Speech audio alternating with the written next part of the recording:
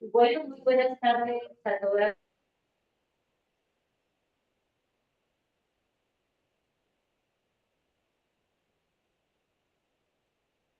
Estudiantes del seminario Saber Pedagógico 1 y Saber Pedagógico 3. Gracias a los estudiantes que hacen parte de estas cohortes por estar acá presentes. Un saludo muy especial a nuestra compañera doctora Celina Triviño, igualmente a nuestro compañero doctor Gustavo Uruguaga. Y bueno, en este preámbulo queremos compartirles que nos va a acompañar profesor doctor José Rubén Jardino. Él está conectado desde Brasil, tiene el deseo de que sigamos compartiendo con el doctorado que él coordina allí, y por ahora ellos no han arrancado, digamos, este periodo, ellos inician en marzo. Entonces el doctor Jardino nos va a acompañar como conferencista. Como todos vimos en la programación, se trata de que miremos un poco más de cerca la obra de nuestro pedagogo latinoamericano Paulo Freire, que nos centremos en los aspectos filosóficos, pedagógicos, educativos de su obra. Gracias, doctor Jardilino, por aceptar esta invitación, y quiero presentar un pequeño resumen de su extensa historia académica y del acompañamiento que nos viene haciendo el programa doctoral hace muchos años como codirector internacional de tesis, con el recibo de pasantes también allí en Brasil. Bueno, para no alargarnos y entrar al tema al cual estamos convocados, el doctor José Rubén es licenciado en Filosofía y Teología, tiene maestría en Ciencias Sociales y es doctor en Ciencias Sociales de la Pontificia Universidad Católica de Sao Paulo. Es postdoctor acá en el doctorado en Ciencias de la Educación, y también tiene otro postdoctorado previamente. Quiero decir que el doctor José Rubens es investigador tanto de Brasil como acá en Colombia del grupo ISULA. Nos ha dirigido bastantes, decía, tesis doctorales, y nos acompaña en varios proyectos de investigación. Como docente investigador de la Universidad Federal de Río Negro, del Departamento de Ciencias de la Educación, es investigador también del Consejo Nacional de Investigación de Brasil, del CNPq, y del Instituto Interuniversitario de Investigación Educativa de la IESED Chile.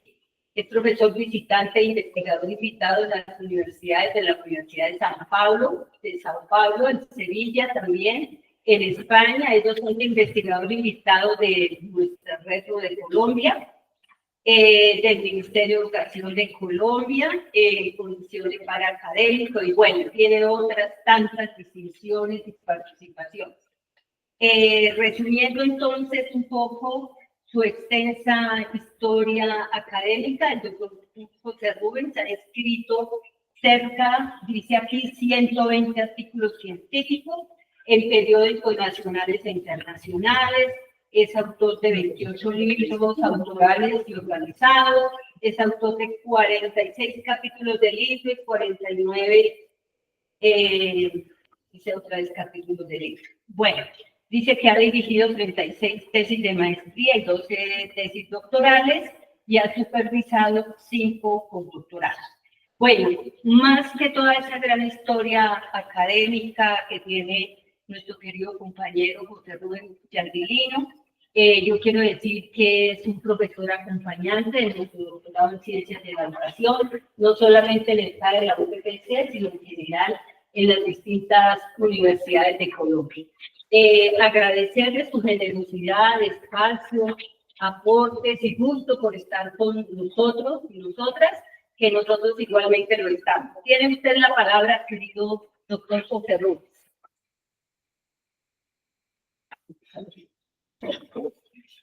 Doctor, tienes el micrófono apagado. El micrófono está apagado. Bueno, ahora me escuchan,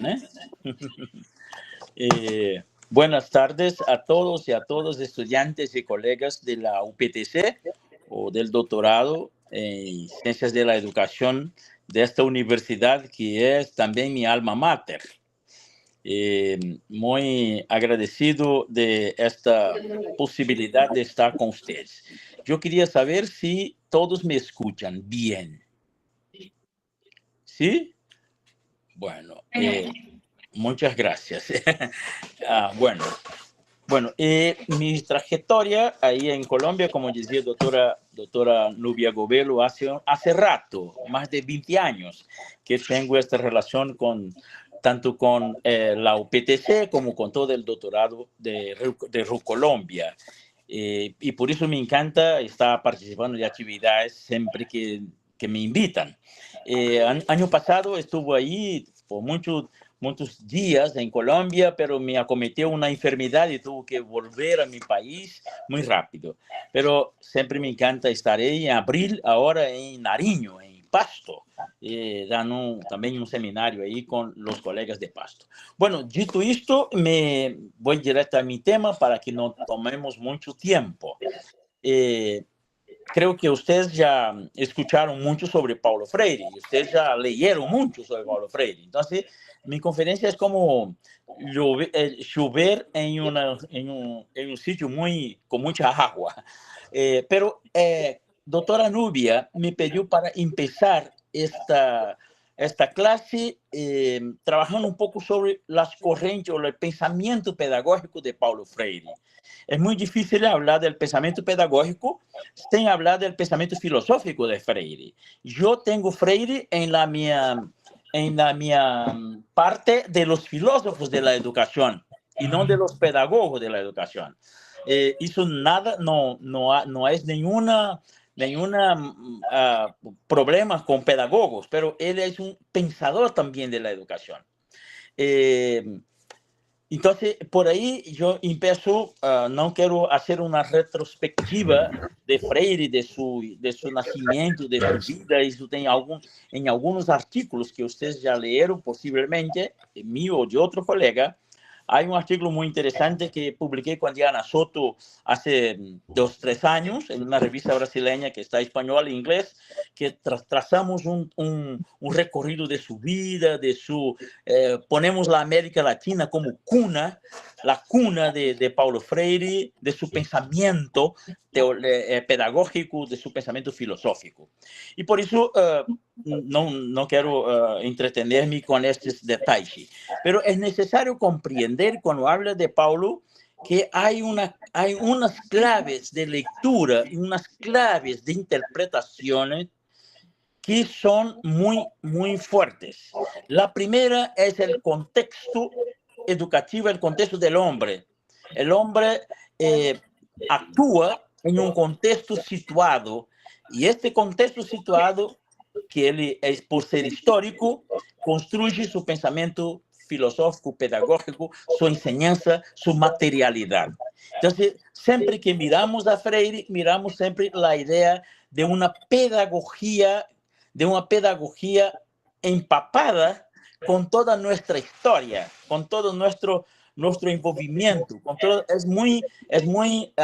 nos afecta mucho el proceso educativo, y como Freire empieza con un problema muy especial en su país, en mi país, en nuestro país, había cualquier cantidad de personas que no sabían leer y escribir. Entonces empieza a pensar, empieza a organizar su pensamiento pedagógico para atender una situación clave, que era, por supuesto, la alfabetización de sus paisanos, de sus amigos, de sus hermanos, y por tanto, su construcción de una pedagogía activa, de una pedagogía crítica, de una pedagogía filosófica, está siempre basada en la realidad, ¿eh?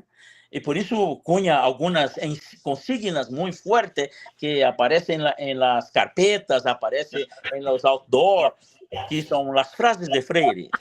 Una de ellas es: nadie ensina a nadie. Los hombres aprenden caminando juntos en el camino. claro que Freire es un religioso y ha leído muchos los evangelios. Por eso Freire es los dos caminos, es aquellos que aprenden en la caminada de todos juntos. Bueno, aquí se podríamos para contar chistes y cosas del trabajo de Freire en Chile, en El Salvador, en Nicaragua, en Consejo Mundial de Iglesias, siempre parte de la realidad. La pedagogía nace, pues, de la situación del hombre. El hombre está situado. La razón de ser del hombre que lleva a mirar el mundo. Y este mundo se mira de manera sencilla con lo que tenemos en las manos.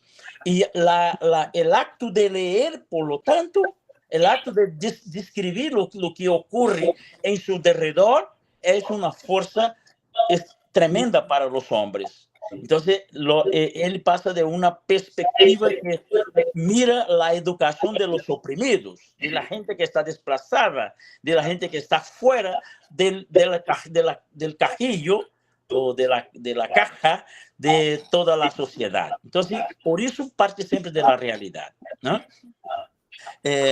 Bueno, Freire no está muy lejos de los grandes pedagogos o de los grandes, de las grandes pedagogías. No voy a llamar de pedagogo, pero de las grandes pedagogías. Por ejemplo, como Freinet, como Carl Roger, como Dewey, como Snijders. Todos estos não chamamos de pedagogos, pensadores da educação, que criaram uma pedagogia, que criaram uma concepção educativa ou educacional, foram também, há também concepções de Freire em sua caminhada. Pero, todavía, é bueno que diga que Freire tem uma cuna muito especial. Berço, una cuna, como lo llamamos en Brasil, berço, muy especial, que es la América Latina y es Brasil en los años 50 y 60, antes de la dictadura militar. Entonces, a partir de esta realidad brasileña, él se mueve y se torna profesor, porque él no hizo un curso de ciencias de la educación. Él no terminó un curso de ciencias de la educación ni de pedagogía.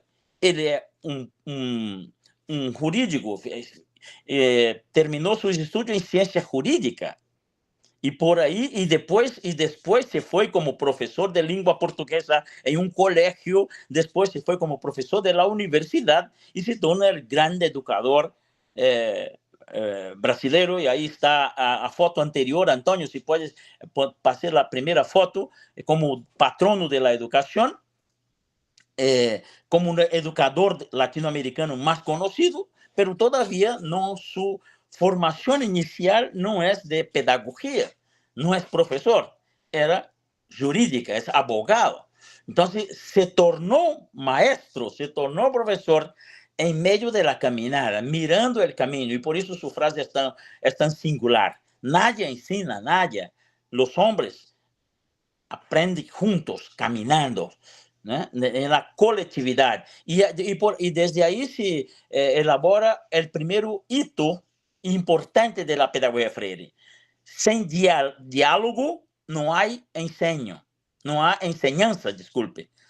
Sin diálogo no hay enseñanza. Entonces, la enseñanza es un acto dialógico.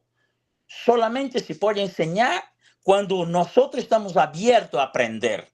Y la escuela, la salón de clase, debe ser, por lo tanto, una comunidad de aprendices y enseñantes, o mejor, de aprendientes y de enseñantes. O sea, una comunidad. Nosotros aprendemos con los estudiantes y los estudiantes aprenden con nosotros. Cada uno con su papel, naturalmente, ¿eh? Pero ese es el acto de la dialogicidad del acto educativo. Y cuando se da esto en la comunidad, ¿no? Nosotros tenemos siempre la referencia de Freire con las comunidades de personas ya mayores de edad de 60 años, de 30 años, de 50 años, jóvenes y personas ya mayores que no sabían leer ni escribir. Entonces parte de ahí un concepto de educación dialógica. La dialogicidad establece un hilo de aprendizaje entre yo y usted, entre nosotros. Entonces, ese es un elemento clave de la pedagogía. Si Freire tiene alguna pedagogía, podríamos decir que en la pedagogía de Freire, ese es el hilo más importante. Bueno, después de la dialogicidad podemos encontrar otro tema importante, otro punto importante de la pedagogía freiriana.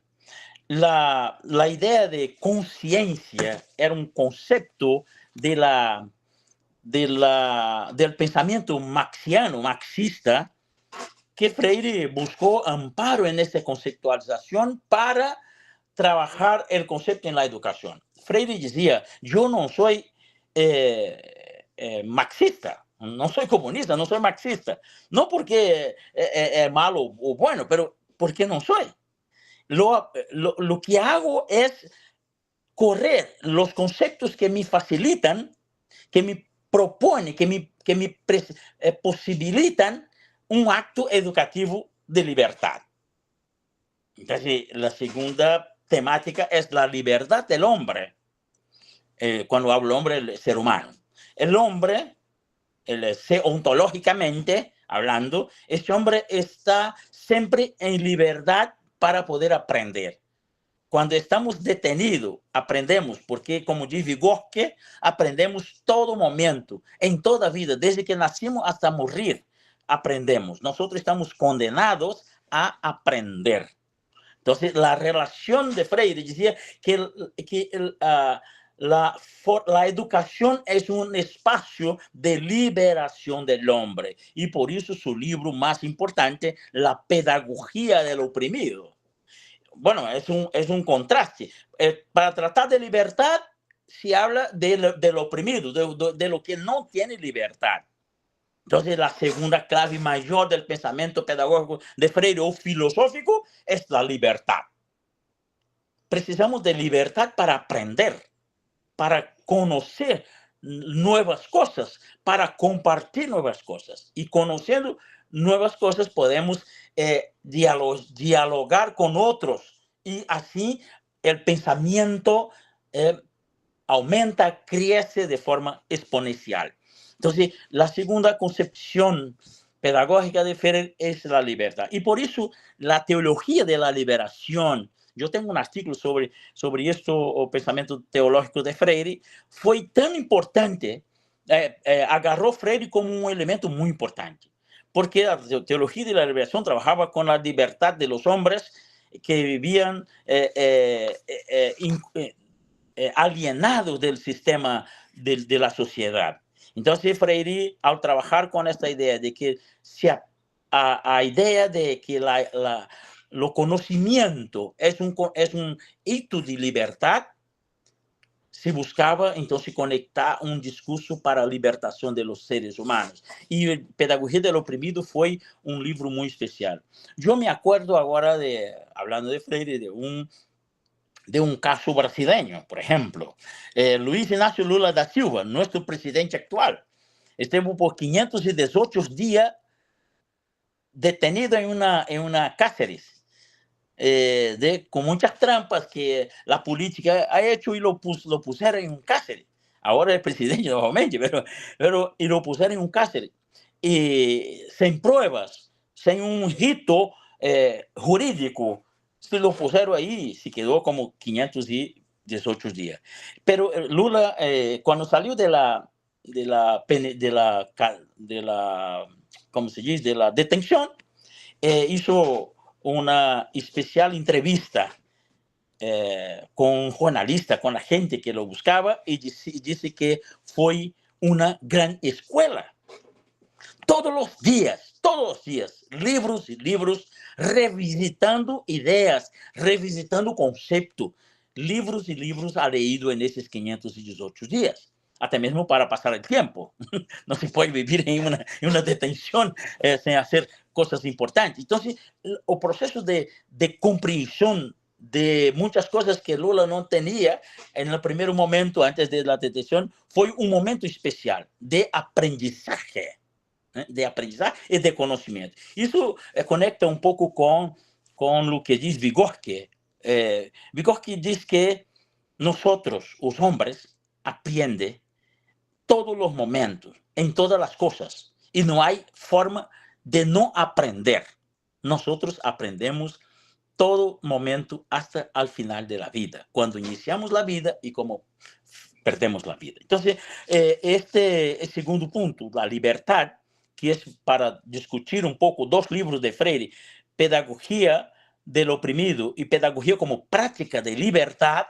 Ese es un libro fenomenal, creo que todos ustedes deberían leer este libro, Pedagogía como Práctica de Libertad. Educación como práctica de libertad, no pedagogía. Educación como práctica de libertad. Este libro muestra que el hombre detenido, preso en sí mismo, no liberto, no aprende. O sea, no consigue tener una visión amplia, conciencia de lo que está frente, por trás, alrededor de las ideologías que lo circunda, para poder, descifrándolas, poder comprender las cosas. Entonces, un concepto máximo de Freire es una pedagogía de la libertad. Dialogicidad, libertad en contradicción con la opresión. Además de esto, Freire dice que los hombres aprenden juntos. Entonces, la comunidad educativa, la escuela, podríamos decir, la escuela es un lugar, un sitio específico para el aprendizaje. Claro, pues, por supuesto, podría usted me decir, pero profesor, se aprende en cualquier sitio, en cualquier lugar, como fuera, como dice Vygotsky, claro, naturalmente, pero la escuela es un espacio, una institución escolar es el espacio también de aprendizaje. No lanzamos a la basura la escuela. Hay un debate muy grande de Freire con un humanista muy fuerte que se llama, a veces me olvido los nombres de mis referencias, ¿no? Ivan Illich. Es un filósofo de Cuernavaca muy interesante, y que él escribió un libro, Sociedad sin Escuelas. Y Freire estuvo con Iván y debatió mucho su concepción, porque Freire no acreditaba en una sociedad sin escuelas. Entonces fue un gran debate. Freire, cuando estuvo con él, escribió un libro sobre educación, con estas, no cuando estuvo con él, pero con estas ideas, escribió su último libro, Pedagogía de la Autonomía. Entonces, si a pedagogía, si el conocimiento es una práctica de libertad, por otro lado, también es una autonomía. Permite a la autonomía del sujeto a pensar, a interpretar, a organizar el mundo. El proceso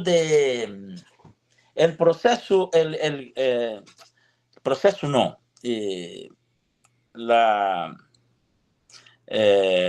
Bueno, cuando el método de Freire, conocido como método de alfabetización, todos conocen ese método de alfabetización, embora Freire ha negado que no ha hecho un método. Ele trabajó para alfabetizar 40 días en Angico, una región norte del país, para alfabetizar personas ya mayores que no tuvieron la oportunidad de escuela. Entonces, él organizó una campaña para, en 40 días, alfabetizar a estas personas.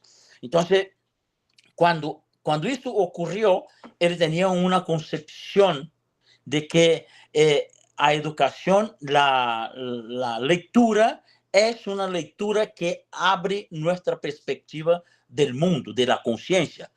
Pero todavía la primera lectura no es la lectura de las letras, de la escritura, es la lectura del mundo. Y por eso Freire daba tanta importancia en su método, la lectura del mundo. A través de las prácticas sociales, de las cuestiones sociales, que las personas que no sabían leer, pero sabían interpretar el mundo. Entonces, antes de la alfabetización, o sea, antes de leer la palabra, los hombres leer el mundo. Entonces, me acuerdo de mi hijo, cuando aprendió a leer, él corría un bus para ir a escuela. Yo corrí un bus con él para ir a escuela y leyendo, estábamos ahí frente a la escuela para volver a casa y él me dice, papi, encontré una cosa interesante, este bus va para el sitio tal. Él estaba leyendo y estaba encantado con aquello. Ya, este bus va para el sitio tal. Pero antes de él saber leer, él fue conmigo, con la familia, a este lugar muchas veces. Muchas veces. Él decía, este lugar hay un parque. Entonces, él tenía una lectura de la realidad de aquel espacio, no solo geográficamente, pero lectura en general. Y cuando él descubrió la lectura, él se encontró, él se quedó muy feliz porque sabía ahora leer el espacio que él ya convivía. Entonces, cuando Freire dice que la lectura del mundo es anterior a la lectura de la palabra, es muy correcto. No es que la gente que no sabe leer no sabe nada, no está ubicada o no tiene conciencia. En verdad, lo que Paulo trabajaba era que la concientización de los problemas era necesario a lectura del mundo. Por supuesto, también la lectura de la palabra, porque en la lectura de la palabra estaban las ideologías.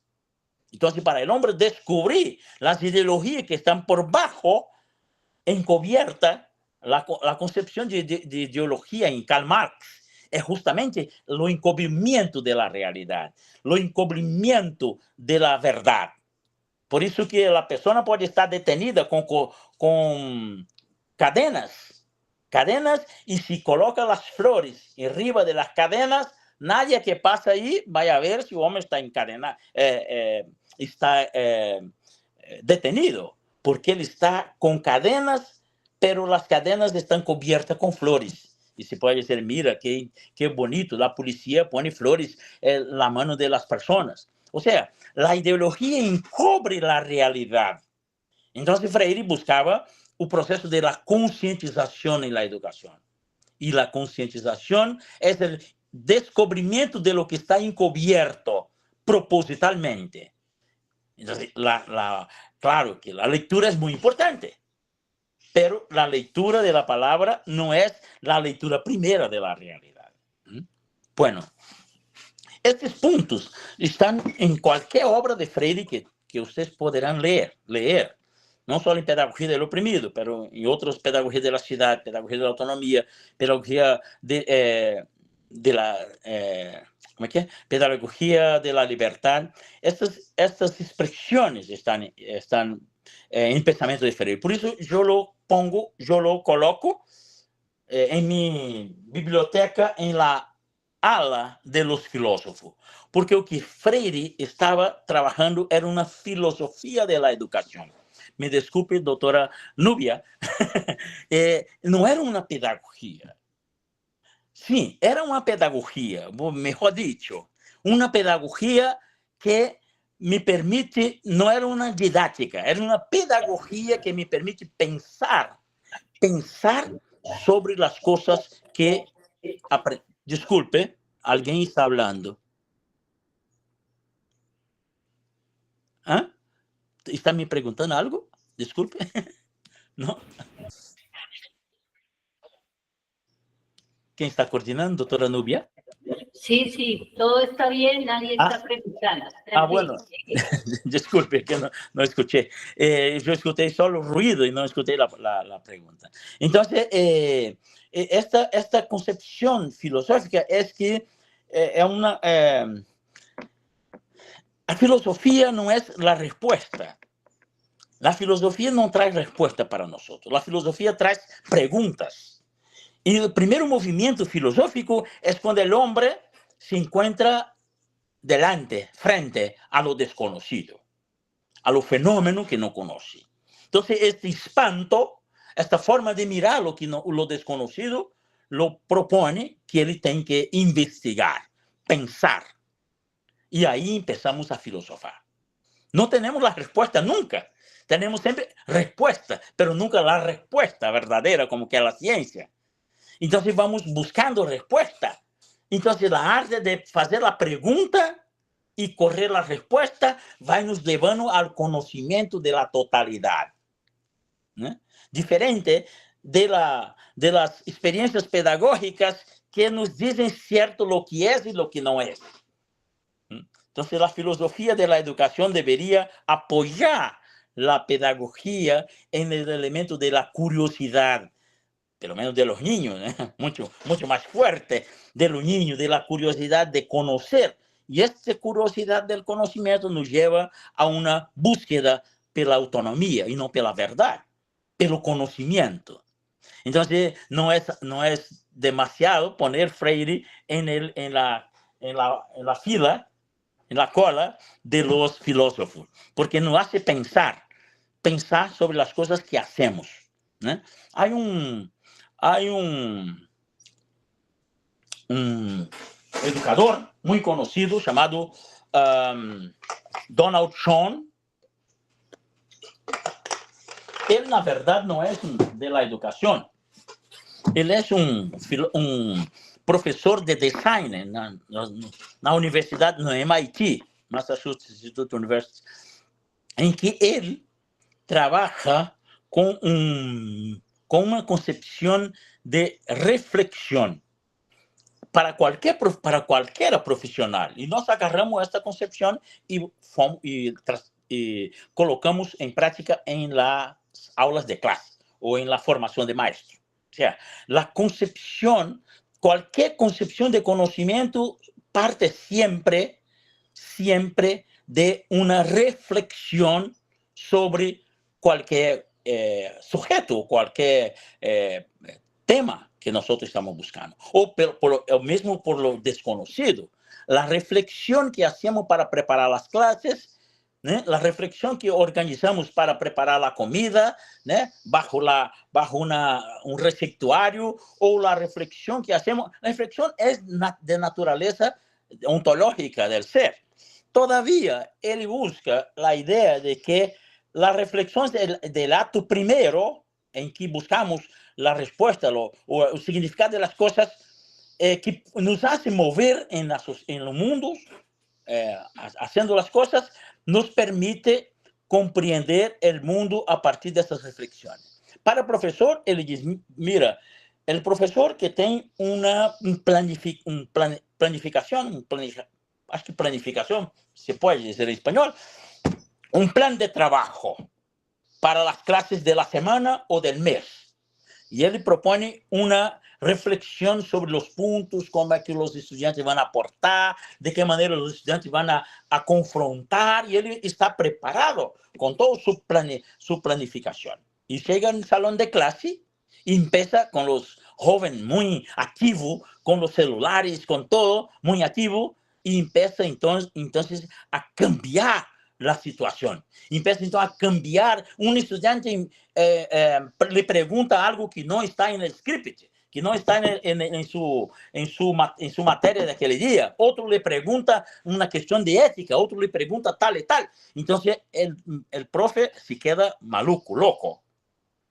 Entonces, o una situación posiblemente más dramática, alguien tiene un problema de salud, entonces crea un ambiente totalmente imposible de clases. Entonces, siempre dice Donald Schoen que esta reflexión borra toda nuestra organización escolar y partimos para una nueva aventura. ¿Eh? Una nueva aventura es pensar, es refletir en el momento de la acción. En el momento que ocurre una situación tal en el salón de clase que yo, como profesor, tengo que manejarla, tengo que organizarla, tengo que repensarla inmediatamente, mientras tanto la clase sigue. Entonces, esta es una calidad, podría decir una calidad o una habilidad, que no me gusta la palabra, una habilidad de lo maestro. Pensar en la acción, refletir antes de la acción, preparar, pensar y refletir sobre la acción, y después de la clase terminada, que vamos a la casa para el descanso, refletir sobre lo que ocurrió. y replanificar mis clases para el próximo semana, para el próximo día. Entonces, el profesor es un sujeto reflexivo, profesor reflexivo, que está muy fuerte en las discusiones en México, en Guatemala, en otros sitios, incluso entre nosotros. Pero además de la cuestión de los parámetros de calidad, habilidad, competencias, más allá de esto, es un sujeto reflexivo y de la perspectiva ontosociológica, ¿no? A ontología del ser social, del sujeto que está envolvido con un grupo que prepara las cosas. Muy bien. Freire no conocía a Donald Trump, murió muy antes. Freire no conocía estas expectativas, pero era un filósofo y trabajaba con educación a partir de lo proceso del otro, conjuntamente posibilitando un proceso reflexivo de la clase, de la enseñanza. Y por eso decía que nosotros formamos una comunidad de aprendientes y de enseñantes. Y mientras enseño, aprendo. O sea, esta comunidad que el salón de clase, esa puede ser afuera, puede ser en cualquier sitio, pero estamos hablando de la escuela. Esta es una comunidad que no solamente enseña, pero aprende. Y los maestros que no tienen esta concepción, que no mira una concepción educativa o pedagógica con esa naturaleza colectiva, acaba siendo un maestro autoritario, científicamente comprobada, las cosas están ciertas, no hay ninguna señal de modificar o de ver de otra manera. Entonces, esto es, para Freire era un absurdo, ¿no? Y cuenta un chiste diciendo que estaba en una ciudad muy fuerte, con mucho polo, y él, mientras encontró la persona que trabajaba para limpiar los zapatos, no sé cómo se llama en español, aquí llamamos engraxate, enquanto limpiaba los zapatos, él hablaba con esta persona que también era un estudiante de su curso. Entonces, cuando el trabajador, trabajando ahí, limpiando sus zapatos, dice, entonces, profesor, entonces yo soy un intelectual. Usted escribe libros o escribe conocimiento letrado y yo limpio los zapatos. La conciencia de que los hombres son iguales. Porque Freire trabaja con la cuestión de la cultura, y la cultura no tiene cultura alta ni cultura baja, la cultura del hombre. Todo que el hombre construye, todo que el hombre hace es cultura. Después que vinieron diciendo que hay cultura mejor, peor, alta, baja, de masa, de élite, etc. No, la cultura es todo que nosotros producimos. Todo que el hombre hace es cultura. Entonces dice, bueno, entonces yo soy una persona que tengo conocimiento. Limpiar zapatos es un conocimiento. Y tú tienes un conocimiento de letrado, de leer las cosas, de escribir libros. Entonces, la persona se colocó en lo mismo nivel y no una cosa abajo y una cosa alta. El profesor, el profe que está más alto, doctor, postdoctor, como decía doctora Nubia, que escribió tantos libros, tantos capítulos. No, ahí están en lo mismo panel, en lo mismo sitio. Y por eso Freire trabajaba con la idea de comunidad. No se aprende solo. El hombre aprende en comunidad. Bueno, sé que están ya un poco cansaditos, pero voy a concluir la segunda parte. La segunda parte, yo siempre preparo un distanciamiento entre lo que Freire aprendió o consiguió un aprendizaje con los grandes pedagogos que nos conocemos. Quería que, no sé si Antonio podría pasar aquel panel, aquele guía positiva que tem aí Paulo Freire em rojo. Ahí estaba una serie de nombres Frenet, estava Snyder, Vigorque, Don Dewey, etc. Aí, este. Eu creio que tenho aqui em minha computadora ele aqui. Então, estes pensamientos, estes autores ou pedagogos, de lo cual, pensadores de lo cual construimos la pedagogía nuestra, colonialmente vinieron con los españoles y con los portugueses y con nuestras academias. Entonces, nós aprendemos la pedagogía por estes y no conocíamos otros. Entonces, Freire se coloca, entonces, como un primeiro pedagogo latino-americano conocido com uma obra muito forte. É claro que nós temos outros que tiveram um pensamento pedagógico. Eu dou um curso sobre pedagogo latino-americano, e aí eu pongo Simón Rodríguez, José Martín, Gabriela Mistral, outros latino-americanos que têm um pensamento pedagógico muito interessante. Orlando Fausborda, aunque não seja um pedagogo, tem um pensamento pedagógico muito interessante. Isto nos permite dialogar com o pensamento. A pedagogia não necessariamente tinha um curso de pedagogia, mas tinha um pensamento educacional mais allá de lo que teníamos aqui. Então, mesmo Simón Rodríguez, isso los indico para ler. Simón Rodríguez é um aporte para a pedagogia latino-americana de excelência. Nós temos muitas coisas que devemos a Simón Rodríguez. Claro que Simón Rodríguez também ha leído los europeus, óbvio. Então, Freire tem um pensamento muito cerca destes autores que eu hablo com vocês, pero ele não é empapado em uma construção europeia ou americana de pedagogia. Sua pedagogia é latino-americana, é de la própria situação que ele viveu em Recife ou em Chile, quando estuvo no governo de Allende, trabalhando em Chile. Então, pero as correntes del pensamento pedagógico contemporáneo, Freire dialogou com muitas, ou com todas. A obra de Freire está atualizada, situada no pensamento de correntes, ideias inovadoras sobre as práticas e teorias pedagógicas contemporâneas. Muito influenciada por el pensamento eu não diria tão influenciada, mas muito cerca do pensamento de Célestin Frenet, de Carl Rogers, de John Dewey, de Georges Snyder e Levi Vygotsky. Bueno, solamente para citar a lo mais conhecido entre nós.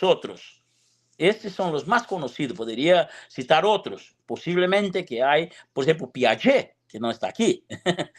Então, é importante advertir a vocês que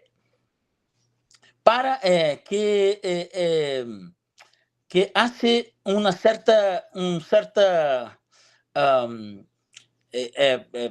estranheza, dizemos em português estranheza, que o pensamento e as teses desses autores, Freire ha recebido impacto. Devemos guardar as concepções específicas gestionadas nesses lugares, ideias e práticas pedagógicas que são ajenas a nós. São ideias pedagógicas que foram pensadas em determinados sítios importantes, Europa e Estados Unidos, que são diferentes de nós. Certamente, se formos ao pensamento de los pueblos originários, encontramos pedagogos maravilhosos, pensamento pedagógico de primeira cepa, pero eles não escreveram, não deixaram os escritos. Estão muito dispersos, o que hoje está reunindo muitos intelectuais em um grupo que é chamado decoloniales, em búsqueda de reafirmar a concepção de estes pueblos originários que tinham muitos conhecimentos, mas não está tão registrado para nós. Então, fomos buscar em Europa, possivelmente nos Estados Unidos. Os contemporâneos são estes. Actuaram em contextos sociais muito diversos. E aqueles que impregnaram experiências educativas em Paulo Freire, como nós também, foram estas pessoas que Freire ha estudado certamente na Universidade de Recife. Paulo Freire estaba en el nordeste de Brasil. Los lugares pobres latinoamericanos y africanos, o como costumamos decir, la experiencia del mundo e la praxis del terceiro mundo ou del outro mundo, né? De dependência, de opressão, de violência, de não ser, de ser menos, que foi nos colocado por las colônias, la colonialidade del saber, la colonialidade nuestra del ser, nos escravizava, e a colonialidade del poder, que nos sacava la plata. ¿Eh?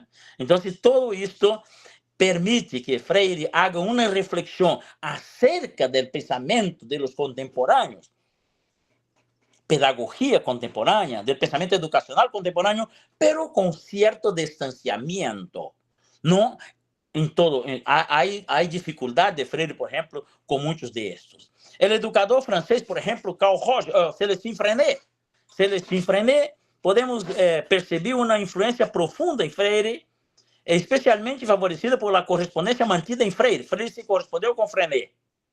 E o círculo de discípulos de Freinet em França. Então, os pontos de convergência aparecem na proposta de impossibilidade da neutralidade do processo educativo frente à manipulação e negociação entre os homens. Ou seja, a concepção entre ambos era perceber a educação como uma liberação, processo liberador, rumbo a uma transformação social. Então, ou seja, a educação não é neutra, não é neutralidade. Nós tomamos posição. Em processo educativo, nós tomamos posição. Há posicionamento. Não é não diretiva, é diretiva. No sentido de que vamos atender e vamos pensar na transformação social de aquele sujeito que é nosso estudante. Vamos pelear com ele para os direitos. Então, não é neutra, não é neutral. E Célestin Freinet trabalhava com esta ideia de la não neutralidade na educação. Para Freire e Freinet, o direito à palavra e a posição de esta é um elemento fundamental no processo educativo, no processo de conscientização e liberação do ser humano. Educador francês, pero lutou muito para que o educando se apoderasse de sua palavra e através da escritura, o aprendizagem da escritura, e lo hizo em sua prática pedagógica, lutando por uma autonomia do sujeito, em la expressão de el texto livre, mediante o qual o niño podia desenvolver-se com liberdade. Para concretar sua teoria, sentia a necessidade de método organização de técnicas de matérias educacionais, de materiais educacionais. Pero Freire se apoderou desta concepção de la autonomia de expressão do sujeito. É hablando, el ser que habla de lo que ocorre com ele é que se libera. Enquanto o homem está detenido em si mesmo, ensimesmado, como dizemos em Brasil, não se libera. Então, Freire havia muito no seu método de alfabetização, está muito forte algumas influências de Freinet, claro. Na prática se diferencia de Freinet. A teoria que elaborou metodologicamente organizou passos para uma prática diferenciada de Freinet. Para Freire, os destinatários eram adultos e Freinet eram niños. Então, há uma diferença grandote aí, forte. Eram niños. Por motivos políticos, ideológicos e econômicos, que não tiveram acesso à escola, agora estavam fora da escola. Então, Freire trabalhava com este outro grupo. Então, há uma diferenciação muito interessante para apontar. Sua pedagogia é uma pedagogia para o adulto. Claro que muitas outras pessoas estão conectando-se para jovens, para niños, para música, para todas as grandes áreas do conhecimento. Creo que estamos quase na hora, mas vou romper mais rapidamente. A influência destacada de Freire foram concepções pedagógicas também de outro filósofo, que foi John Dewey, americano, liberal norte-americano. John Dewey introduzido em Brasil por muitos educadores brasileiros. Deles era Anísio Teixeira, nosso forte homem de las ciências de la educação em Brasil. Encontramos referências do pensamento deweyiano em la obra de Freire, desde suas primeiras sistematizações, né, teórica, quando Freire estava aún trabalhando na sistematização teórica. A maior delas, da pedagogia do brasileiro, se diz respeito ao impacto da ideia de aprendendo sendo ou aprendendo haciendo. A aprendizagem e a ação. A aprendizagem de ação. A respeito do pensamento, da cooperação, da relação teoria e prática. Essa relação teoria e prática, na cooperação entre os diferentes, não obstante, jamais antagônico, pero diferente. Não é os que são totalmente antagônicos, pero os que são diferentes. E a pedagogia da diferença é muito forte hoje em nossa sociedade. Nós chamamos as diferenças, são muitas, sexuais, diferença de gênero, diferença de conhecimento, diferença de color. Todas essas diferenças abrange, entra em respeito a pensamento freiriano de la relação com este mundo, com a concepção de dialogicidade de Freire, busca referência nisso aí, comunicação. Pouco diferente de John Dewey, que trabalha com a educação para o trabalho, para o despertar o sujeito. Então, a alfabetização e linguagem, né? A influência de Dewey sobre o trabalho cooperativo foi muito forte em Freire. E por isso, uma de suas fortes frases que era nadie ensina a nadie, os homens aprendem caminhando juntos, né? Ou seja, a cooperação para a aprendizagem. Bueno, passando mais allá, eu tinha muitas coisas para falar por aqui, mas vou mirar pouco de George Snyder. O pensamento de Freire tem também muitas referências. A mais importante está relacionada com a questão da diretividade. Não sei se esta palavra é boa em espanhol. Direccionalidade, é melhor. Seria direccionalidade, ¿no? De la educação. Assim, com Snyder, o brasileiro entende que toda prática educativa é diretiva por sua própria natureza, certo?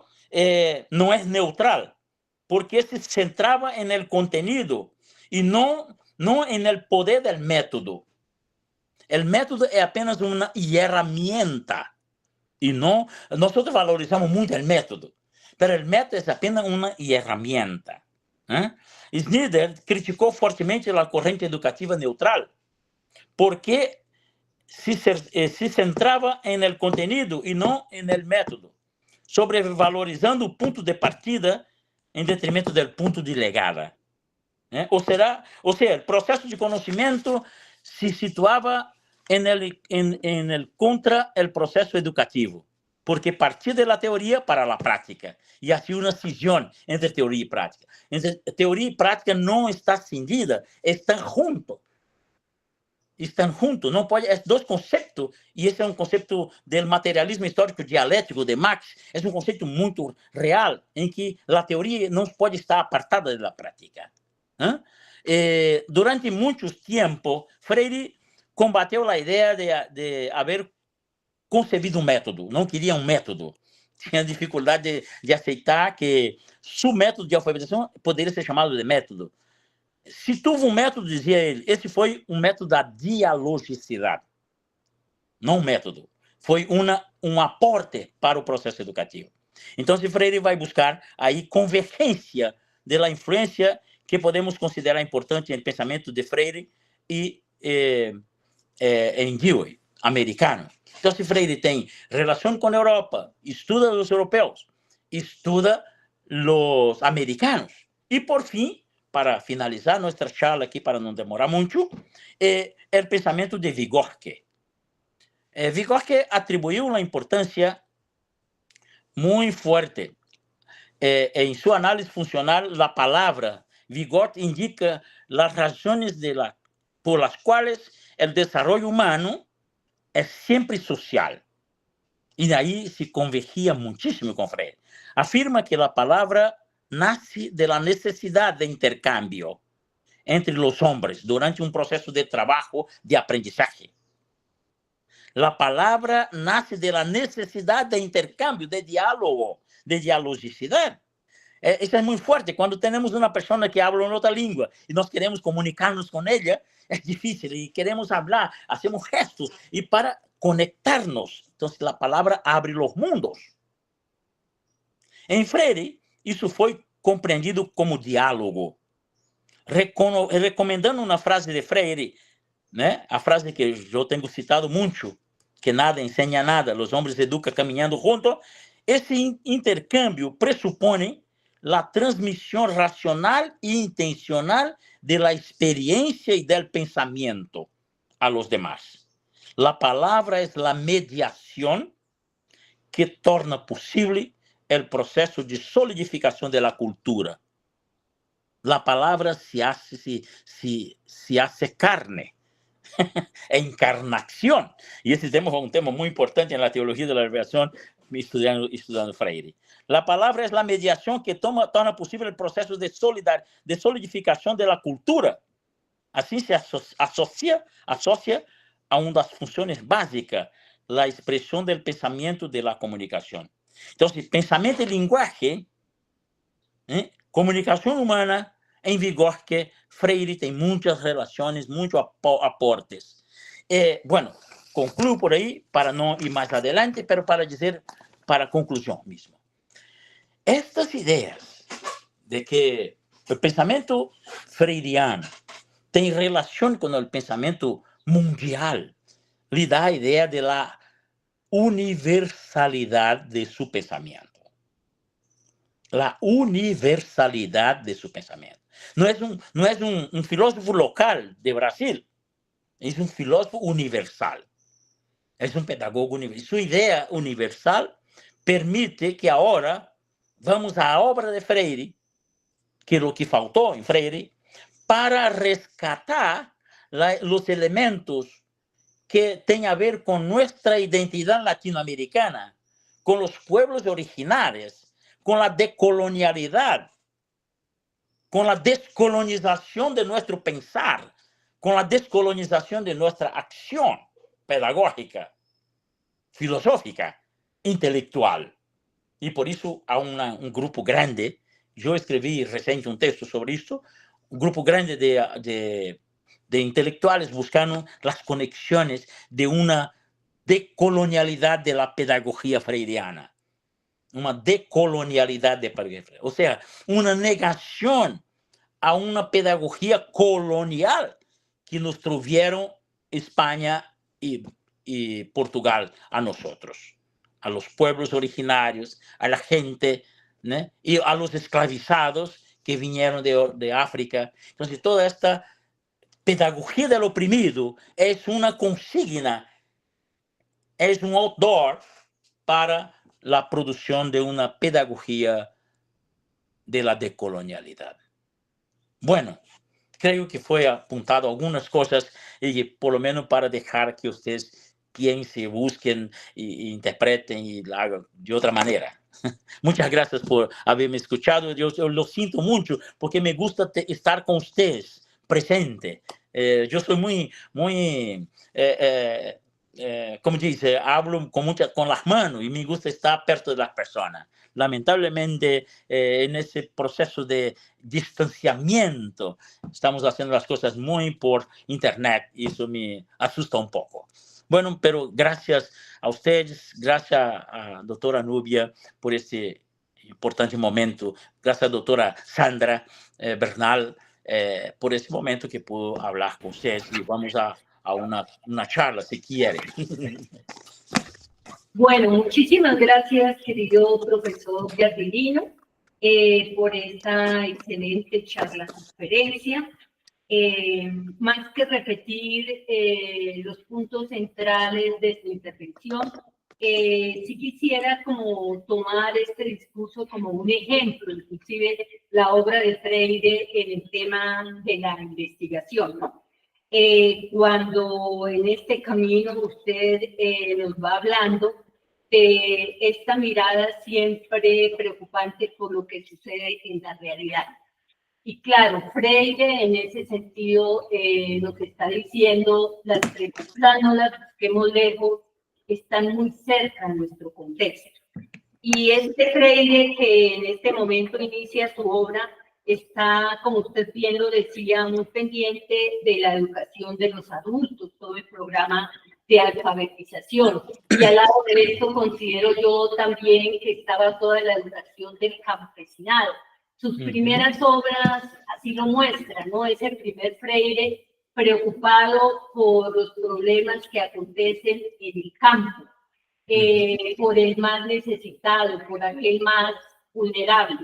Y toda esta rebeldía de su obra que logra hacer que las autoridades lo exilien, ¿no? En ese primer exilio tiene como la oportunidad de hacer la escritura de estas maravillosas obras que están, digamos, a nuestra disposición, todo el tema de educación campesina, de adultos, de las comunidades.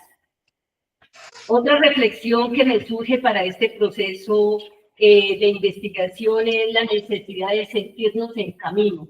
Nada está dicho, vamos encontrando cada día una oportunidad más para integrar en esa posibilidad de la investigación. Tenemos que caminar frecuentemente, tenemos que ser conscientes de esos avances. Cuando nos hace referencia también a la necesidad de esa educación dialógica, de pensar en la comunidad, en aprendientes y en enseñantes. Va avanzando Freire en todo este camino y vuelve a encontrar esa censura que lo lleva a un segundo exilio. De ese Freire que ya está más pensando en todo lo que tiene que ver con los problemas de la ciudad. Y entonces, aquí está el espacio para que surjan nuevas obras, ¿no? Pedagogía del oprimido, pedagogía de la esperanza, todo lo que tiene que ver precisamente con la pedagogía de la autonomía como consecuencia de esa mirada distante a la opresión. También en este momento todo el tema de cartas a Cristina, cartas a quien desea enseñar, la formación de los educadores. Creo que fue un camino que él mismo fue poniendo en práctica todo esto que iba consiguiendo, ¿no? En ese caminar encontró como la oportunidad para poder investigarse y a la vez comunicar a través de sus obras. Ya saliéndonos un poquito exactamente de lo que tiene que ver con ese camino de Freire, emergen elementos que también debemos considerar en la investigación.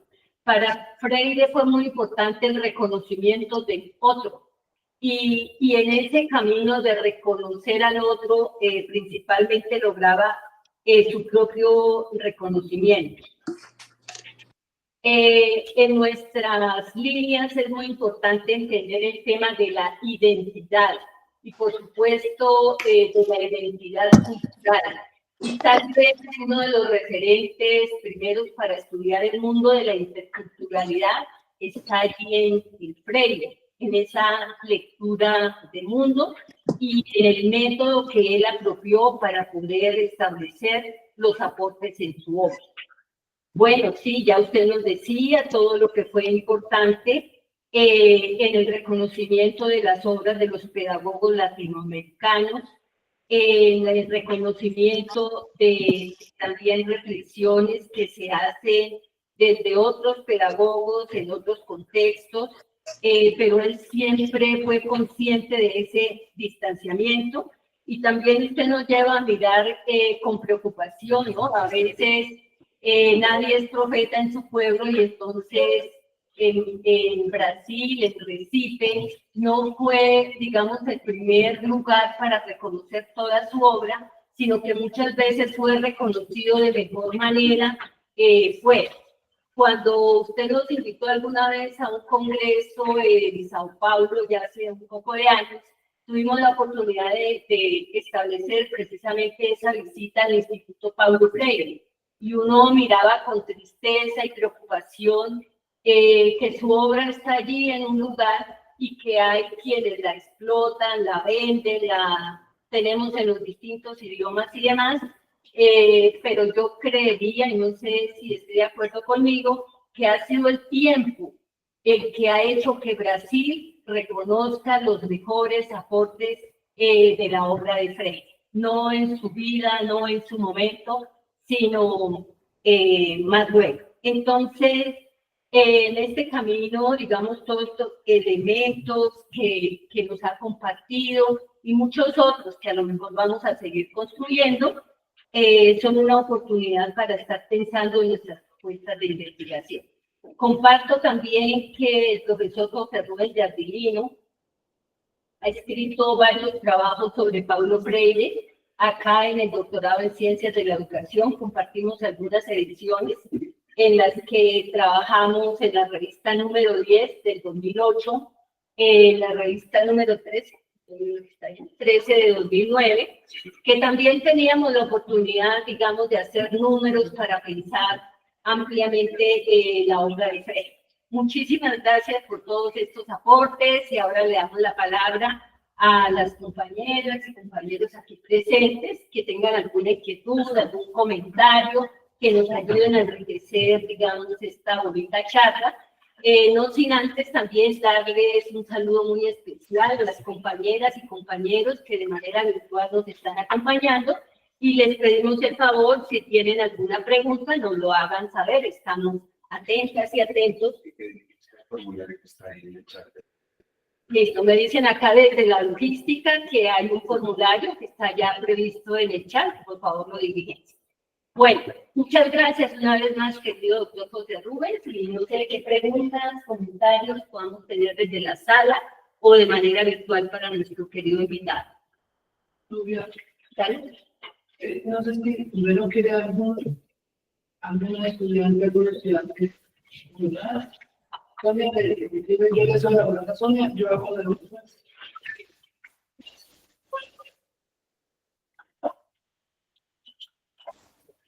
Buenas tardes, doctora. Quisiera preguntarle si puede profundizar un poco más una afirmación que su merced hizo con respecto a la direccionalidad de la educación.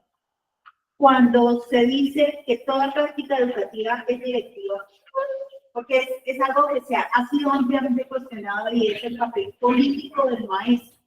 Y curiosamente, pues los maestros no hacen su propia política de educación. Entonces, sí, me gustaría que su merced profundizara con respecto a eso.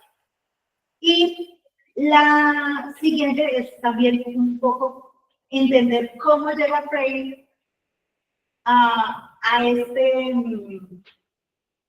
esta generación de la identidad de un pensamiento propio, porque creería yo que los maestros todavía no hemos hecho esa interiorización sobre un saber propio latinoamericano.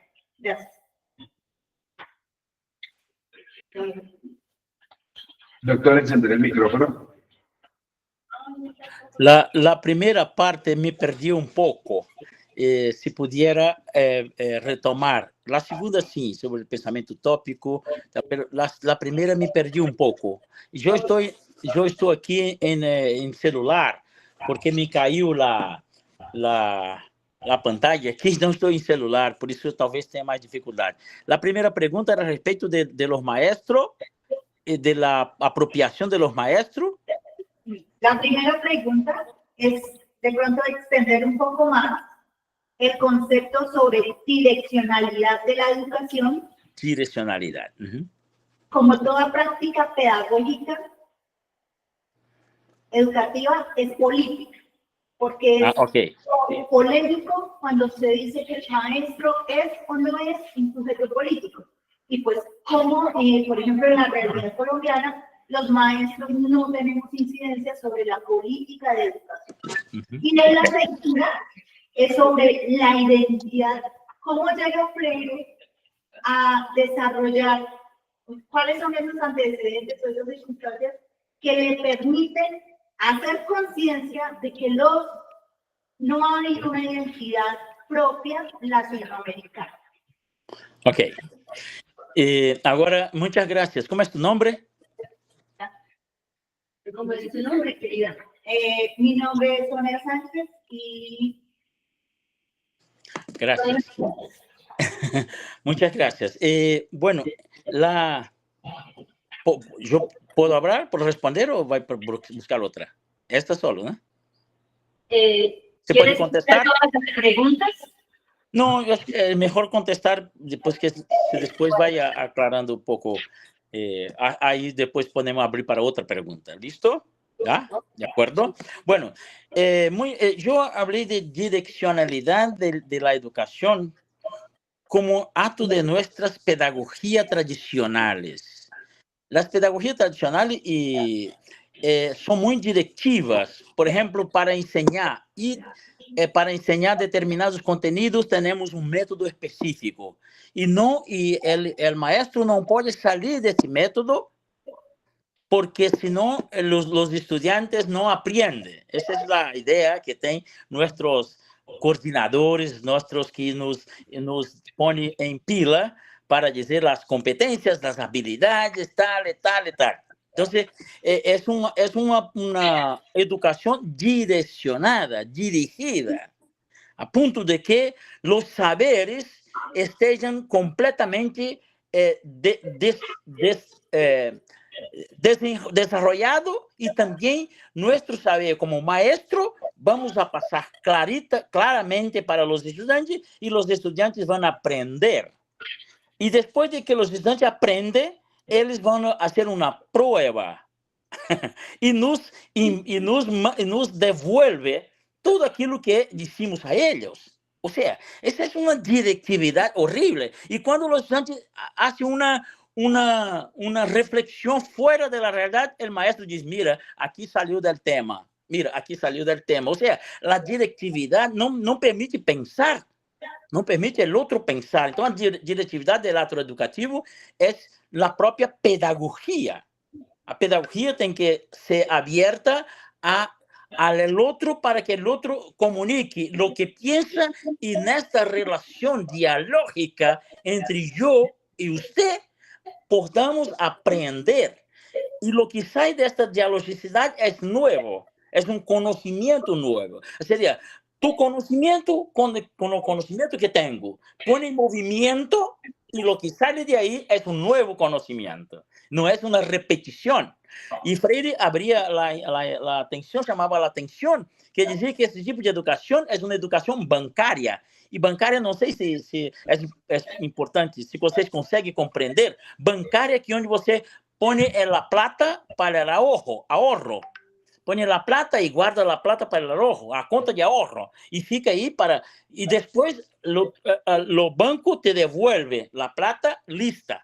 Então, é um pouco a educação bancária, era o que depositava los profesores en los estudiantes, y después cobraba lo que nosotros depositamos para decir, bueno, aprendió, está promovido. Entonces, este tipo de educación es una educación directiva que no permite libertad a otro pensar. Esse é um pouco o que a gente poderia dizer, ou tu vais a ler outros livros de Freire e vai poder reflexionar. Sobre o segundo ponto, prática pedagógica pelo político, esse é um tema forte, não só para colombianos, para todos, para brasileños, para peruanos, para todos. Porque nós aprendemos a pensar que a política é mala, é engañosa, é coisa ruim. No estoy hablando de la política de los partidos políticos para los cargos políticos. No, es la política como concepción filosófica. La política es una posición del hombre en el mundo. Existe la política. A polis, decía Aristóteles, la polis es el lugar donde los hombres interactúan. Y por eso, ser político es vivir en la polis, en relación con los demás. Entonces, política es el acto de comprender, de relacionarse, de moverse, de poner su pensamiento. Política en el sentido de comprender las relaciones, lo mundo, lo que está ocurriendo. No solamente en partido. Partido político es una otra cosa. Es política, sí, es política. Pero las leyes de política, sí, son políticas, pero otra cosa. La política en el sentido amplio del término filosóficamente, el acto de pensar, de reflexionar, de tener posición, de tomar posición y poder colocarse delante del otro para la alteridad, para la continuidad de la vida colectivamente. El hombre hombre es un animal político. ¿Eh? Eso está en Aristóteles. Bueno, aquí por lo menos por ahí. Y a cosa del utópico, que tú llamaba la atención. La educación sin utopía no hay posibilidad. A la educación sin utopía nosotros pasamos a ser trabajadores de la educación que trabajamos por el presupuesto final del mes y no nos preocupamos con la aprendizaje y con la formación del otro. La formación es más allá del capital. Dice este eslavo Steven Mezzaro. La educación es más allá del capital. No es que la educación está fuera del capital, está dentro, muy dentro. Pero nosotros tenemos que pensar una educación utópica que lleve a los niños a liberarse, que lleve a los niños a comprender el mundo y que torne a los niños profesionales altamente capacitados para la sociedad. Entonces, esta idea de Freire, que no es solo para los adultos, es para todas las comunidades de aprendizaje y de enseñantes. Bueno, creo que sería por ahí, por lo menos, alguna cosa, alguna pista para usted. Muchas gracias. Bueno, si no hay más palabras aquí en el público, primero que todo un saludo al doctor Giancarlo. Segundo, gracias de nuevo por su charla, conferencia, compartir sus saberes. Yo más que, no quiero hacer una pregunta, sino un comentario. Sí. El que Freire pone en práctica el tema de la reflexión. A mí, tal vez por la línea de las investigaciones, la línea que coordino y las investigaciones que realizo, me llamó mucho la atención lo que él escribe en El Grito Manso. Es un libro que es un libro posterior a la pedagogía del oprimido. Y no lo sé de memoria, pero más o menos se plantea, se refiere a los hombres y a las mujeres y dice que en este momento, cuando escribe El Grito Manso, reconozco que he sido muy machista y cuando hablo de hombres, también debo hablar de mujeres y plantea, las mujeres me han enseñado en la práctica todas sus luchas, sus procesos y lo que significa pues ser mujer en una sociedad patriarcal. Y dice, por lo tanto, yo hago ese reconocimiento y a partir de ahora también nombro a las mujeres y tengo en cuenta las diferencias que puede haber en esos procesos también de educación, de pedagogía y que un poco también nos aporta a la línea que estamos trabajando sobre la parte clínica del congéneros e interseccionalidad, porque él me parece muy valiente que en su armadura reconozca esto y lo deje por escrito, asunto que no hacen muchos autores y autoras. Simplemente quería hacer este comentario. Muchas gracias. Muchas gracias.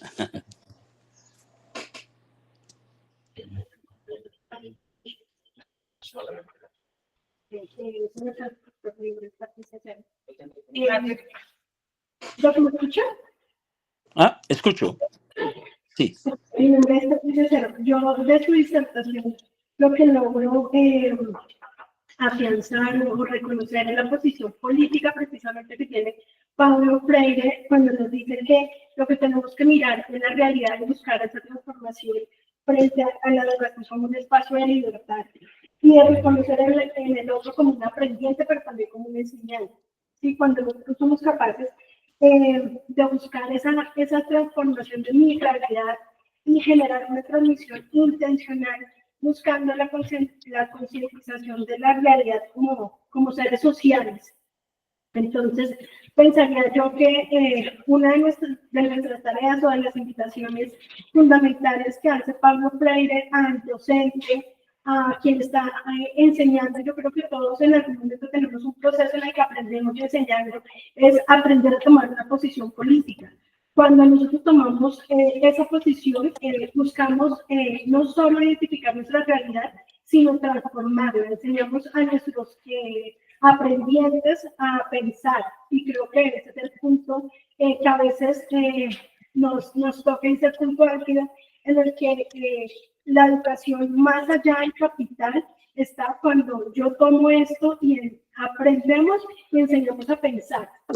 Entonces creo que ese es un punto fundamental que nos enseña, que nos aporta Pablo Freire. Incluso lo llevaba ahorita a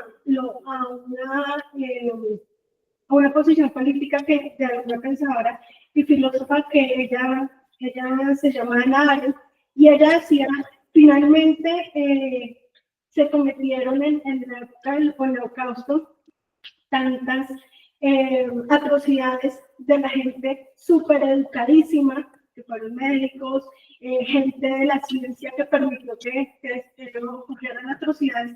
Ella decía, es porque no se atrevieron a pensar, o sea, decidieron hacer lo mismo que todos hacían, pensando que era lo que estaba legalmente permitido, sin atreverse a pensar. Ella también nos planteaba que es necesario favorecer ese pensamiento, que es lo que nos dice Freire a la final. Atrevámonos a pensar y atrevémonos a nuestros niños a pensar. Creo que es una de las conclusiones que podríamos tener. Muchas gracias.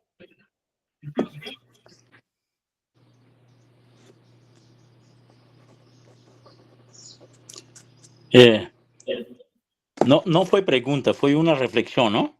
Sí, señor. Ajá. Ya.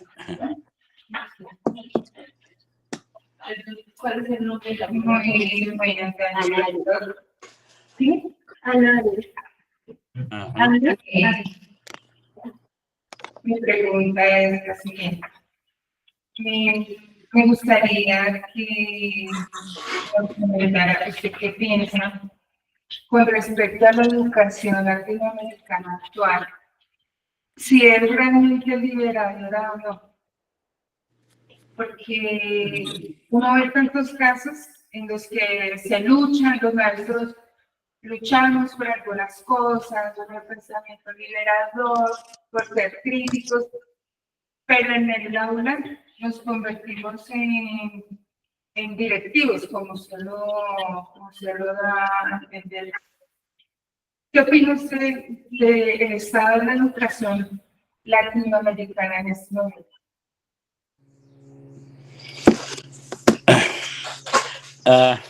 Estaba con muy sonido, no conseguí comprender nada, disculpe. La educación actual y no conseguí comprender, perdón. Perdón, creo que es por función de estar en mi celular. Quisiera saber usted qué opina de la educación latinoamericana en este momento. Okay. Luchamos por una educación liberadora, por un pensamiento liberador, pero resulta que aún seguimos viendo en las aulas un pensamiento muy directivo. Me gustaría saber usted qué opina de eso. Ya, ok. Antonio, yo voy a entrar por computadora que agora está bien. Aí salgo de aquí. Doctor, encender el micrófono del computador. ¿Me escucha ahora mejor? Sí. Porque en este celular no se escuchaba nada, disculpe. Si no me equivoco, la colega está hablando sobre la educación latinoamericana actual, ¿no? Dice, cómo se piensa una educación liberadora en ese contexto actual en Latinoamérica. Yo podría decir que tengo caminado un poco como un caminante del obvio, como decía Freire, un caminante del obvio. Tengo estado en estos últimos 3 años, después de la pandemia, en México, Guatemala, Nicaragua, Costa Rica, Honduras y Colombia y Uruguay, Paraguay. O sea, tengo una mirada del continente de visita, de trabajo. Estoy con un proyecto de investigación en Uruguay, Argentina, Chile y Brasil. Entonces, yo comparto contigo que hay una cierta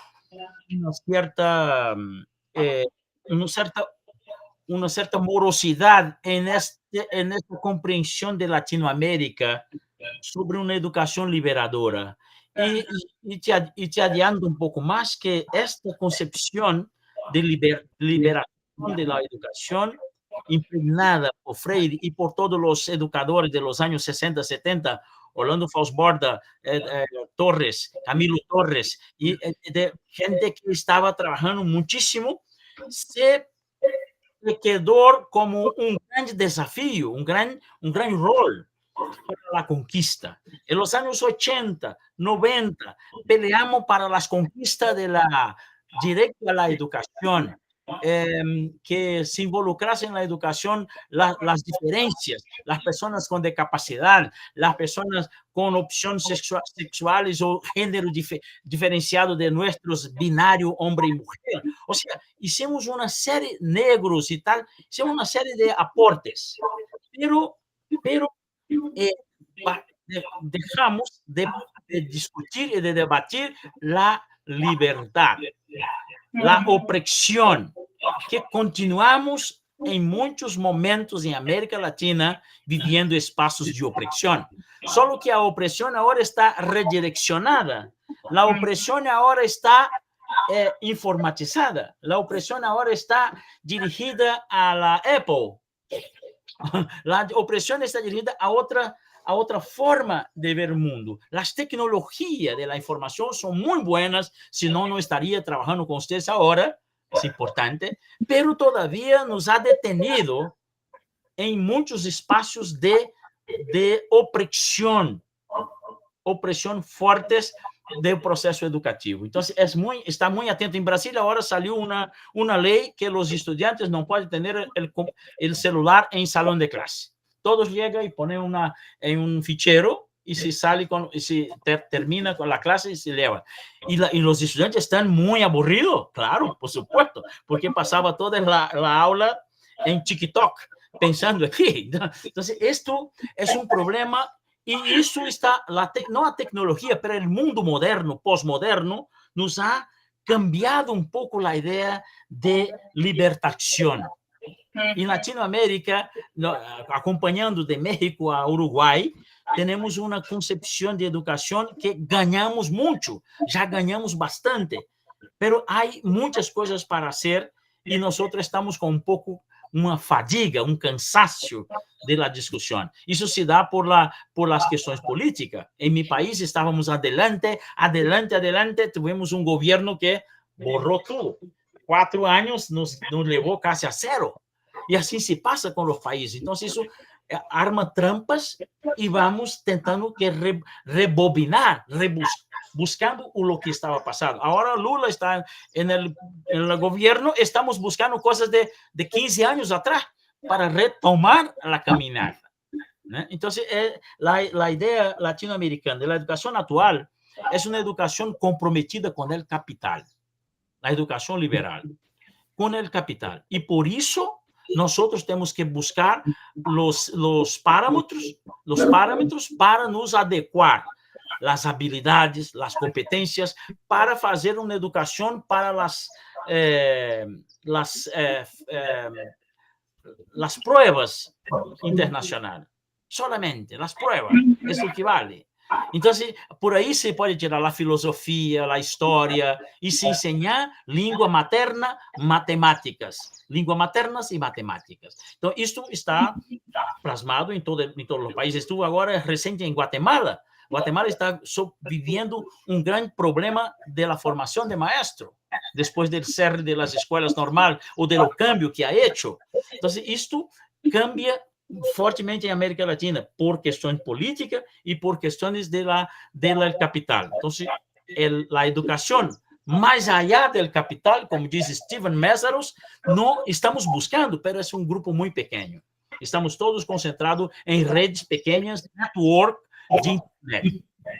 Y por ahí vamos a las universidades están vacías, no sé en Colombia, pero aquí en Brasil las universidades están vacías. La gente no quiere más encontrar con el otro, la gente quiere solamente por la internet. Por hacer discusión por la internet, no conectarse, no, parece un problema con el otro. Entonces, eso es una gravedad grande para nuestra libertad. Y esto es muy seguramente tendremos de aquí a 20, 30 años pérdidas incomparables con ese proceso educativo. Gracias. ¿Alguien más? ¿Alguna pregunta?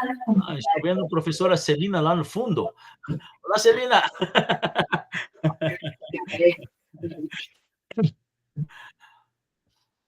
Bueno.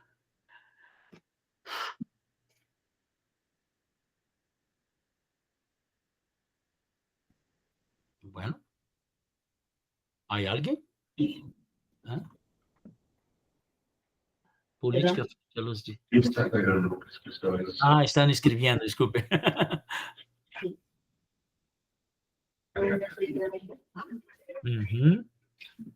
Ay, que hoy por hoy se habla de diferentes modelos de enfoque pedagógico. A ver, aquí escribieron ahí. Natalia Res, ¿no? Ese es el texto de Natalia Res. Sí, sí. Hoy por hoy se habla de diferentes modelos de enfoques pedagógicos que incluso se encuentran en los documentos oficiales de los contextos educativos con base primaria y secundaria, como PEI, Proyecto Educativo Institucional, pero en la realidad se mantiene en los docentes la idea de estudiantes en un rol pasivo frente a las diferentes relaciones personales, colectivas y frente al conocimiento. De hecho, se ataca a cualquier estudiante y se presiona por la nota cuando intenta sentar su posición. Frente a los diferentes escenarios presentes en el contexto de emisión, es así las cosas. ¿Cómo poner en función ideas tan fundamentales de la libertad y pensamiento crítico cuando las barreras forman parte del mismo cuerpo docente? Bueno, buenísima cuestión para nosotros reflexionar. No somos comunidades homogéneas, somos comunidades diferentes, desigual y diferentes. Y esto nos permite enfrentar una de las grandes cosas que la modernidad nos regaló, que es la posibilidad ciudadana de debatir los conceptos, los posicionamientos. Los conflictos de ideas no es malo. Los conflictos de ideas es bueno. La idea para Marx, la contradicción es buena, porque la contradicción lo permite una síntesis nueva. Esa es la idea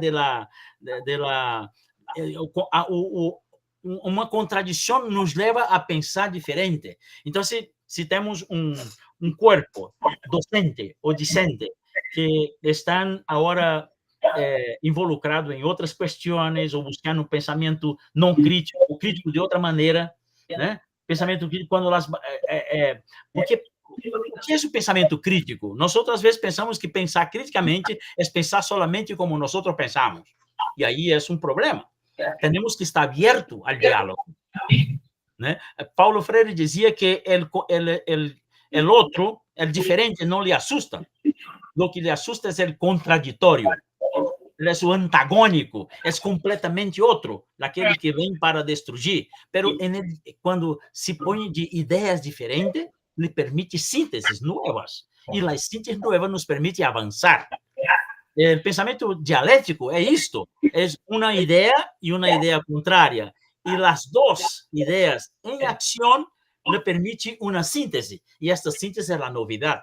Y esta novedad nos permite una otra contradicción, y esta contradicción nos permite elevar a la síntesis. Entonces, el pensamiento crece, desarrolla por las contradicciones, el pensamiento marxista, ¿eh? Entonces, cuando tenemos pensamiento contrario, es posible que tengamos nuevos pensamientos. Ahora, ese pensamiento autoritario, autoritário, pensamento que é pensamento hegemônico, aí não há diálogo, não é democrático. Então, vamos buscar o diálogo e como fundamentar a liberdade de pensamento, como negociar isso em meu grupo de trabalho.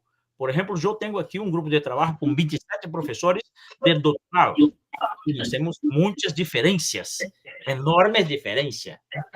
Pero temos que conversar, que charlar, que platicar, como diz o mexicano, sobre questões.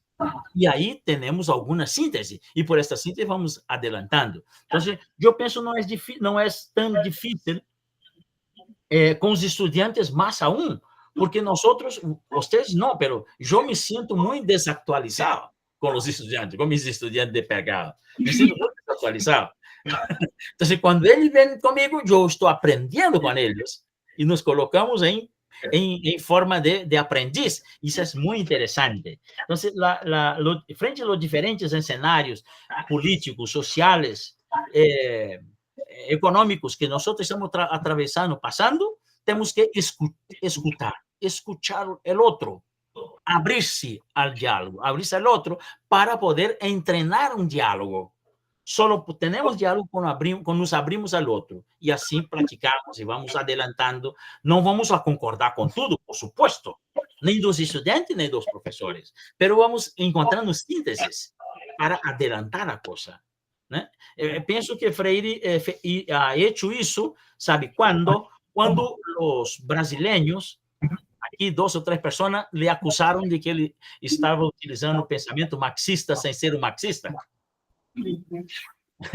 E ele diz, bueno, eu também utilizei o pensamento de Jesucristo e não sou cristiano. Ou seja, então, a ideia de que temos que ser muito reto, único, é uma coisa que nos aprisiona. Temos que ceder por meio de um diálogo aberto e temos que ensinar aos estudantes a esse diálogo.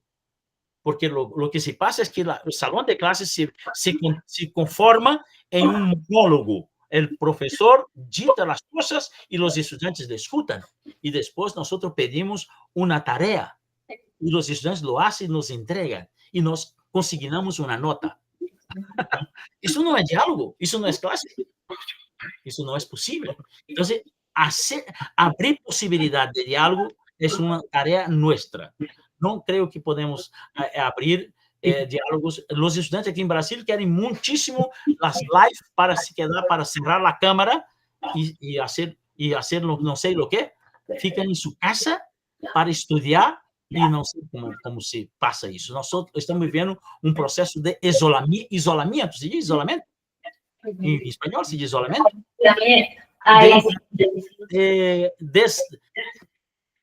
Bueno, isolado, fora.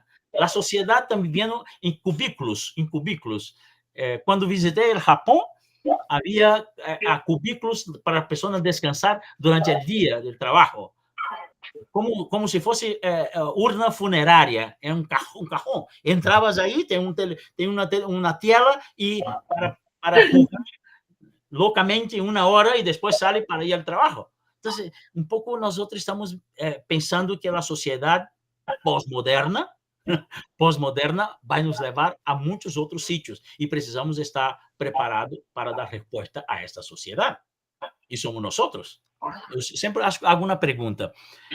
Como é possível que nós, de outra geração, podemos educar os niños da geração da computação?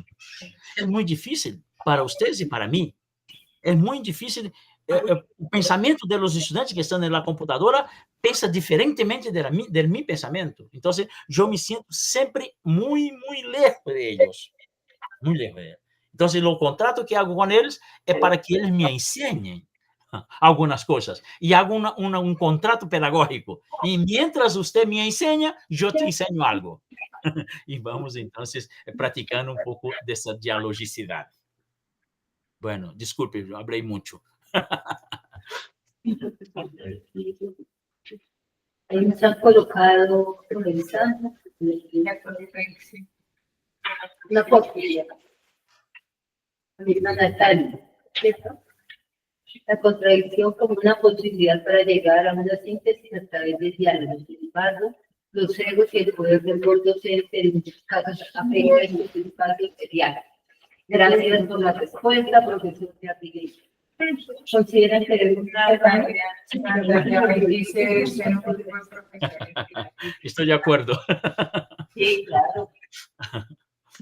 Muy bueno. Bueno, entonces, querido profesor Yardilino, sabemos que hoy estás de posesión de tu rector. Yo tengo que salir ahora para ver mi rector, que la posición de él era un joven en doctor, joven no, tiene 50 años, pero muy joven, muy animado, que va a ser rector ahora en mi universidad, es de mi departamento. Estoy muy feliz. Que vas a estar acompañándolo muy de cerca. Entonces, Sí. muchas gracias por el espacio que nos has concedido, porque sabíamos de esos compromisos. Vamos a decirle hasta luego, vamos a dialogar en aquello de lo que pueden ser los futuros encuentros.